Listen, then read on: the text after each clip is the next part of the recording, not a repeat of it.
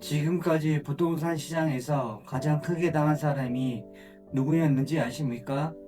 바로 우리였습니다.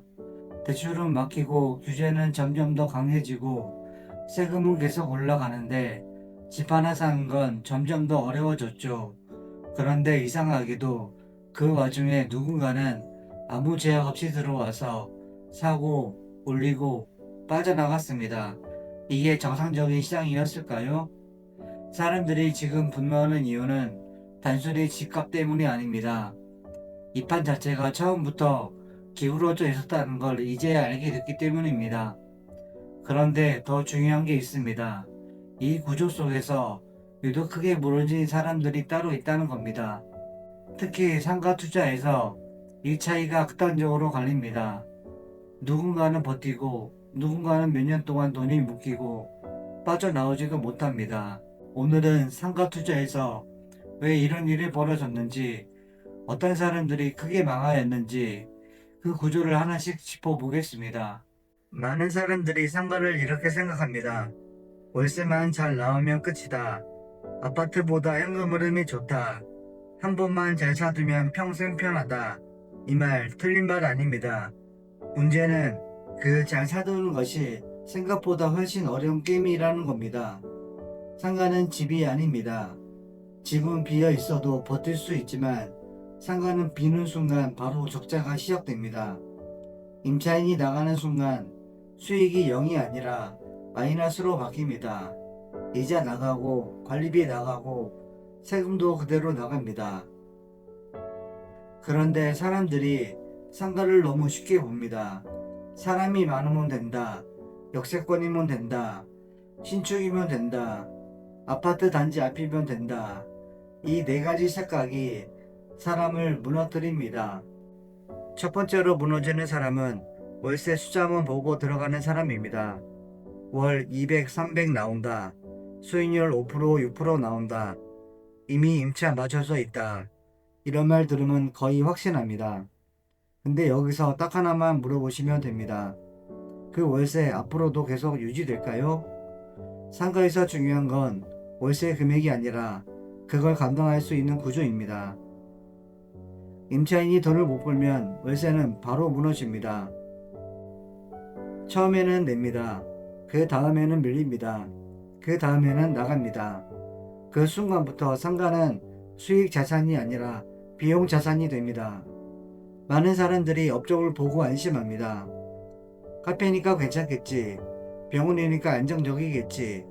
프랜차이즈니까 믿을 만하겠지. 하지만 현실은 다릅니다. 상가는 업종이 아니라 입지와 구조가 결정합니다. 장사가 안 되는 자리에서는 어떤 업종도 오래 못 버팁니다.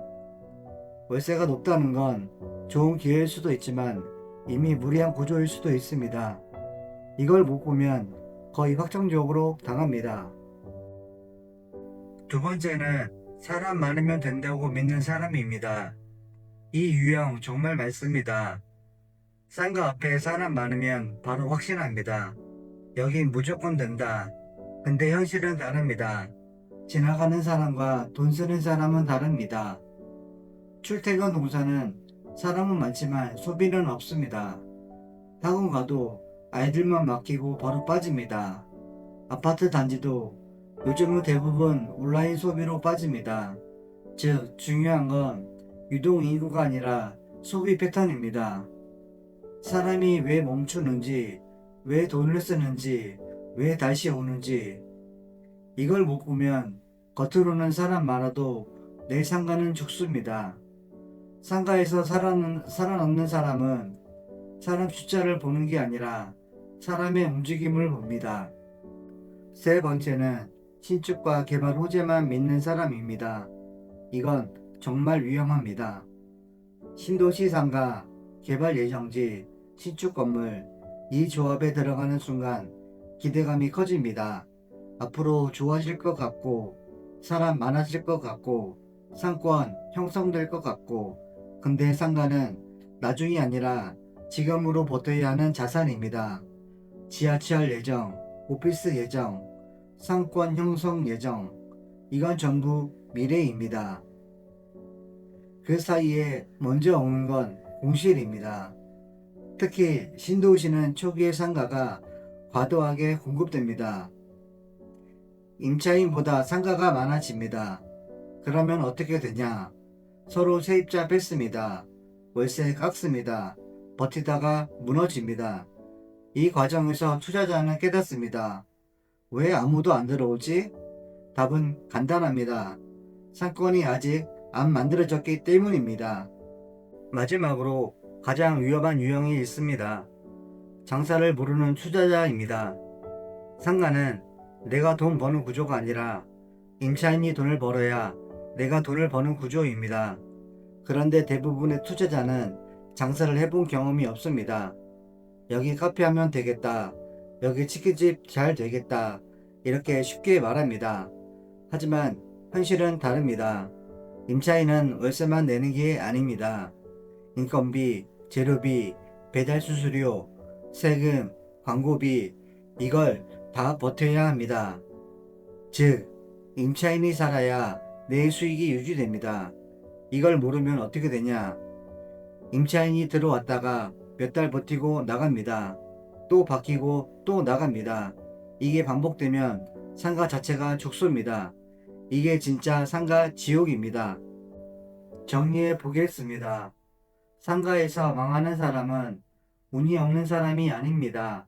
착각하는 사람입니다. 월세만 보고, 사람 수만 보고, 신축만 보고, 미래만 믿고, 임차인을 생각하지 않는 사람, 이 5가지가 겹치는 순간 상가는 거의 확정적으로 무너집니다. 상가는 건물이 아니라 하나의 생태계입니다. 그 자리에 사람이 머무는지, 돈이 도는지, 장사가 살아있는지 이걸 봐야 합니다. 이걸 못 보면 상가는 절대 안전한 자산이 아닙니다. 특히 지금처럼 시장 자체가 흔들리는 시기에는 더더욱 그렇습니다. 좋아 보이는 상가가 아니라 버틸 수 있는 상가를 봐야 합니다. 그리고 이것만 기억하시면 됩니다.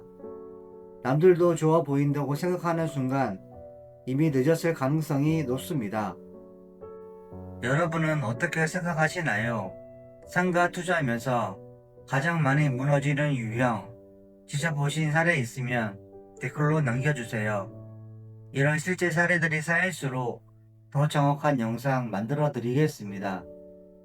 영상 도움되셨다면 좋아요 눌러주시고 구독과 알림 설정까지 해두시면 이런 흐름 계속 빠르게 전달 드리겠습니다. 지금은 잘 버는 것보다 안 무너지는 게 더 중요한 시기입니다. 이거 하나만 기억하셔도 이미 절반은 이긴 겁니다.